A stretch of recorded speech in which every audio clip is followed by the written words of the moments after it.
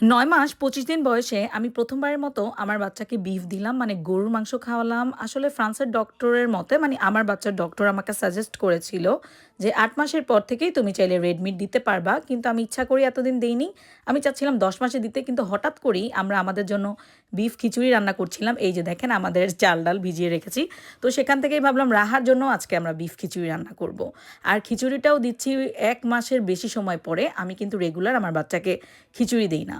তো মাংসটা কি করলাম, প্রথমে কিন্তু আমি ব্লেন্ড করে একটু কিমা করে নিয়েছি। খুব বেশি মানে পাতলা না, একটু দানাদার থাকবে, মানে কিমা করে নিয়েছি। একদম পেস্ট করে নেইনি। এখন আমি চুলায় একটা প্যান বসিয়ে দিলাম, দিয়ে দিলাম একটুখানি ঘি, তারপর পেঁয়াজ কুচি আর দিয়ে দিলাম গোটা গরম মসলা। আপনারা চাইলে গরম মসলা গুঁড়োটাও ইউজ করতে পারেন। আজকে আমি গোটা গরম মসলাটাই দিয়েছি, মানে এলাচ, দারুচিনি, গোলমরিচ এগুলো। আর আমার যখন যেটা সুবিধা ওইটাই আমি ইউজ করি, গুঁড়োটা ইউজ করি, কখনো আস্তটা ইউজ করি ওইভাবে। তারপর এখন আমি দিয়ে দিলাম চাল ডাল, যেটা অলরেডি ধুয়ে ভিজিয়ে রেখেছিলাম। মুগ ডালটা অনেকেই বলেছেন যে আপু সেদ্ধ হয় না, সেক্ষেত্রে ২০ থেকে ৩০ মিনিট ভিজিয়ে রাখবেন, তাহলে খুব সহজেই সেদ্ধ হয়ে যায়। আর যদি চান একটু ভেজেও নিতে পারেন, আপনাদের ইচ্ছা। তো আজকের আসলে মুগ ডালটা একটু ভাজাই ছিল, যেহেতু আমাদের নিজেদের জন্যই মানে রান্না করছিলাম, ওখান থেকেই উঠিয়েছি রাহার জন্য, মানে রেখেছি।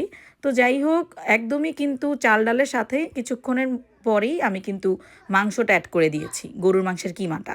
তারপর এখন অ্যাড করে দিলাম একটুখানি আদা রসুন পেস্ট, যেটা দিতেই হবে। মাংস রান্নায় আদা রসুনটা ইউজ করি, মাছ রান্নায় ইউজ করি। ৭.৫ মাসের পর থেকে আমি আমার বাচ্চার খাবারে কিন্তু মশলা ইউজ করছি, একটা একটা করে ইউজ করছি। এখন অনেক ধরনের মশলা একসাথে ইউজ করতে পারি। তো আপনারা চাইলে ৮ মাস হয়ে গেলে বা ৭ মাসের পর থেকে বাচ্চার খাবারে একটু মশলা দিতেই পারেন। তারপরে অ্যাড করে দিলাম একটুখানি হলুদ। অবশ্যই হলুদটা খুব ইম্পর্টেন্ট খিচুড়ির কালারটার জন্য। আর তাছাড়া কিন্তু হলুদের যথেষ্ট পুষ্টিগুণ রয়েছে। তারপরে এখানে আমি অ্যাড করে দিয়েছিলাম একটুখানি আ ধনিয়া গুঁড়া। ব্যাস এতটুকুই যথেষ্ট আজকের রান্নার মসলা। তারপরে অ্যাড করে দিলাম এখন সবজি। খিচুড়িতে সবসময় একটা হলেও সবজি রাখার চেষ্টা করবেন, যেটা পুষ্টিটা ব্যালেন্স করবে। কারণ খিচুড়িটা একটু জগা খিচুড়ি হয়ে যায় তো, মানে এত ডাল, চাল, সেক্ষেত্রে একটু যদি সবজি দেন, বাচ্চার এটা হজম হতে সুবিধা হয়। সবজি সহ সব কিছু মিক্স করে এখন ভালো মতো পানি দিয়ে দিব, যাতে পুরো খাবারটা ভালো মতো রান্না হয়ে যায়। তো দেখেন আমি যথেষ্ট পরিমাণ পানি দিয়ে দিয়েছি। তারপর আর কি, এই যে আমার খিচুড়িটা কিন্তু অলরেডি রান্না হয়ে যাচ্ছে।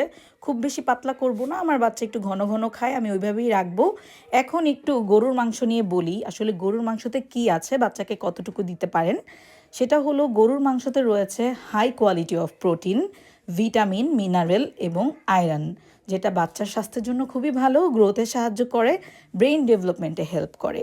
তো গরুর মাংসটা সপ্তাহে মানে ৮ মাস থেকে ১২ মাসের বাচ্চাদেরকে সপ্তাহে ১ থেকে ২ দিন দেওয়া যাবে, এবং ১০ থেকে ২০ গ্রাম দিতে পারেন।